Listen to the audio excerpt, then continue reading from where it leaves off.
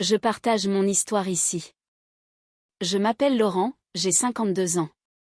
Et, pendant près de 2 décennies, j'ai joué un rôle pour lequel on ne m'a jamais demandé de passer d'audition, mais j'y ai mis tout ce que j'avais malgré tout. Quand j'ai rencontré Claire, elle était mère célibataire avec 2 enfants. En bas âge, Lucas et Manon. Elle m'a raconté que leur père était parti quand Manon avait 6 mois, sans un adieu, sans jamais verser de pension alimentaire. Sans appeler pour les anniversaires, simplement volatilisé. À l'époque, je n'ai pas hésité une seconde. J'avais 31 ans, un emploi stable de mécanicien, ma propre petite maison en périphérie de la ville, et j'étais prêt à construire quelque chose de solide. Même si ces enfants n'étaient pas les miens, ils sont rapidement devenus toute ma vie. J'ai épousé Claire après 2 ans de relation. Et à ce moment-là, les enfants avaient déjà commencé à m'appeler papa. Manon venait se blottir sur mes genoux et s'endormait sur ma poitrine après la crèche. Lucas me suivait partout, et même quand je tondais la pelouse, il poussait sa petite tondeuse en plastique juste derrière moi. Je me souviens encore de les bordeurs dans leur lit, de courir pour assister aux fêtes de l'école, d'être là pour les rendez-vous chez le médecin, les genoux écorchés, les premiers chagrins d'amour et l'obtention du bac. Je n'étais pas parfait, mais j'étais toujours présent. Je les ai adoptés légalement par le biais d'une adoption simple quand ils avaient 10 et 12 ans. Leur père biologique, Jérôme, ne s'y est jamais opposé, et nous n'avons même pas réussi à le localiser. Je me suis dit que c'était un bon débarras, car un fantôme n'a pas à hanter les vivants. Le temps a passé et la vie n'a pas toujours été facile. Claire et moi avions nos difficultés, particulièrement sur le plan financier. Elle a arrêté de travailler. À l'époque où Manon est entrée au lycée, évoquant des problèmes de santé mentale. J'ai respecté sa situation, mais cela impliquait que je fasse de nombreuses heures supplémentaires au garage. Malgré tout, j'ai assumé et j'ai subvenu à nos besoins sans jamais me plaindre, pas même lorsque l'affection de Claire a commencé à s'étioler et que son téléphone est devenu plus important que nos repas de famille. Puis, il y a environ 5 ans, la situation a changé. Lucas, qui avait alors 20 ans, a commencé à s'éloigner, et Manon, à 18 ans, est devenue distante. J'ai mis cela sur le compte d'un besoin d'indépendance propre. À leur âge, me disant qu'ils cherchaient simplement leur voie et qu'ils finiraient par revenir, comme ils le faisaient toujours. Ce que je ne savais pas, c'est que Claire avait repris contact avec Jérôme. Il était réapparu de nulle part et lui avait envoyé un message sur Facebook, tout juste sorti de cure de désintoxication, affirmant vouloir reprendre sa vie en main. Je ne l'ai découvert que près d'1 an plus tard, en rentrant plus tôt du travail et en surprenant leur conversation téléphonique. Au début, je n'étais pas en colère, mais j'ai ressenti un profond vide, comme un coup de poing dans l'estomac. Claire m'a dit qu'elle essayait simplement de se montrer constructive et de le soutenir, mais quand j'ai demandé pourquoi elle me l'avait caché, elle a retourné la situation en m'accusant d'être paranoïaque et possessif. 1 mois plus tard, Lucas a déménagé pour s'installer chez lui. Jérôme, cet homme qui n'avait jamais été présent pour un seul anniversaire, faisait soudain des efforts. Il a acheté une voiture d'occasion à Lucas, l'a emmené voir des matchs de foot, et d'une manière ou d'une autre, cela a suffi à effacer 20 ans de ma présence au quotidien. Manon a suivi 1 an plus tard, allant jusqu'à l'appeler papa dans ses publications sur les réseaux sociaux. Cette étape m'a profondément blessée. Je l'avais élevée depuis qu'elle portait des couches, je lui avais appris à faire du vélo, j'avais passé des nuits blanches à son chevet. Quand elle avait une forte fièvre, et désormais, je n'étais plus que Laurent. Claire m'a ensuite asséné le coup de grâce en demandant une séparation temporaire, expliquant que nous nous étions éloignés et que nous nous étions peut-être mariés trop vite. 20 ans plus tard, elle est partie s'installer chez une amie, et je me suis retrouvée seule dans la maison que j'avais bâtie pour eux.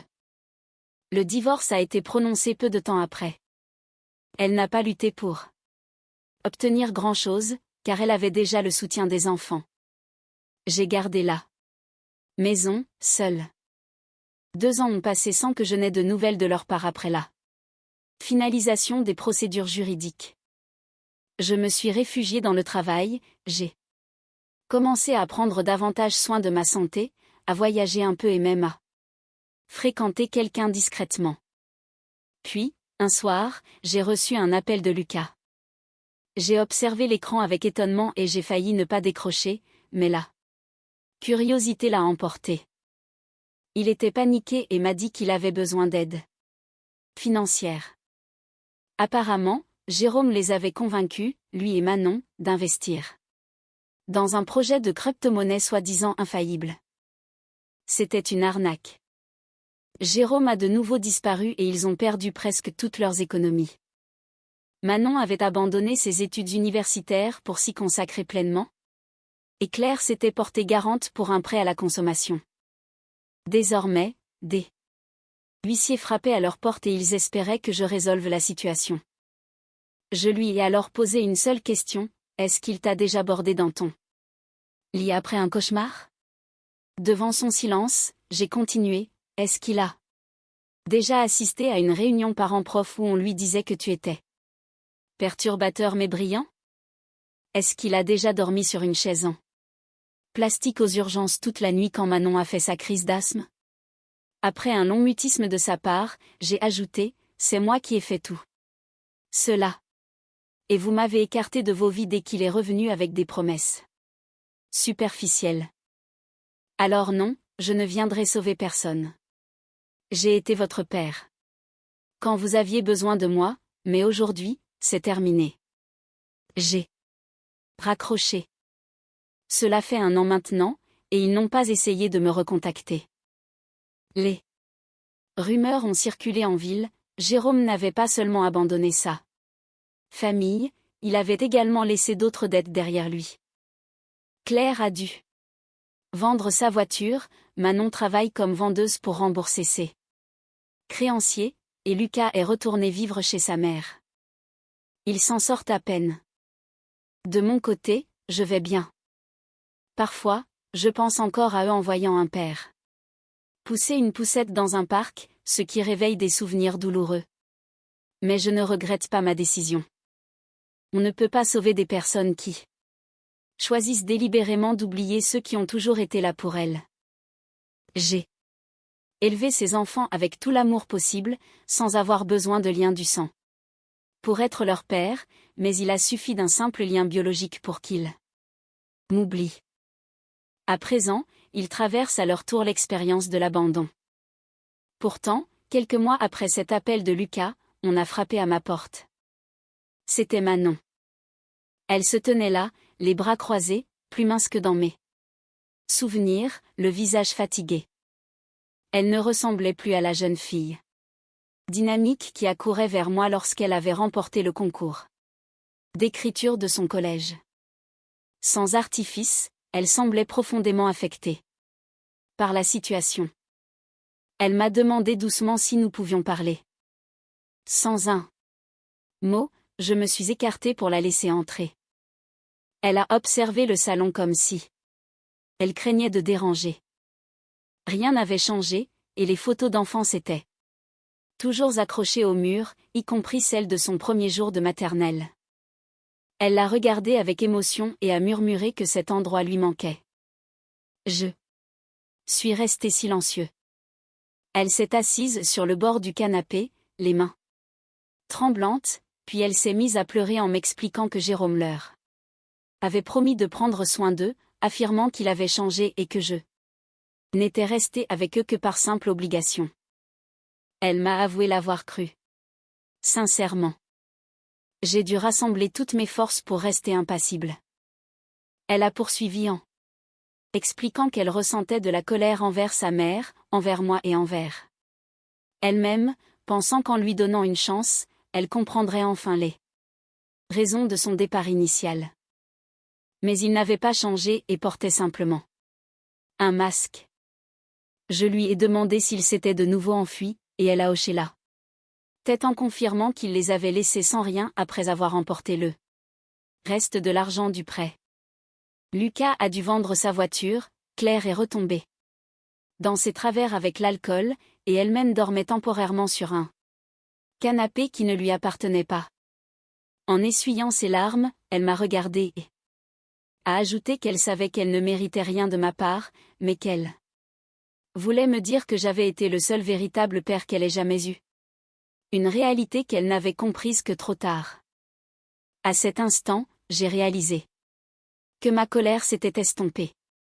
La blessure et le sentiment de trahison demeuraient, mais au fond de moi, je conservais une certaine bienveillance à leur égard, non plus de manière inconditionnelle, mais avec le recul d'un homme qui sait qu'il a fait de son mieux et qui espère qu'ils s'en sortiront. Je n'ai pas été très loquace ce jour-là. Je lui ai simplement dit que j'appréciais sa démarche, mais que je n'étais pas disposée à m'impliquer de nouveau dans leurs difficultés personnelles. Elle s'est levée pour partir en précisant qu'elle n'était pas venue pour demander de l'argent, mais qu'elle ressentait le besoin de formuler ses excuses. Arrivée à la porte, elle s'est retournée une dernière fois pour me dire qu'elle restait disponible si jamais je souhaitais discuter ou simplement passer un moment calme, sans rien exiger en retour, espérant seulement qu'avec le temps, je croirais en sa sincérité. Puis, elle est partie. Épilogue. 2 ans plus tard, le cours de la vie a repris son cours. Manon a finalement repris ses études, a trouvé un emploi à temps partiel dans une bibliothèque municipale et vit désormais en colocation. Elle m'envoie régulièrement des lettres manuscrites pour me donner de ses nouvelles et m'exprimer sa reconnaissance, sans jamais rien solliciter.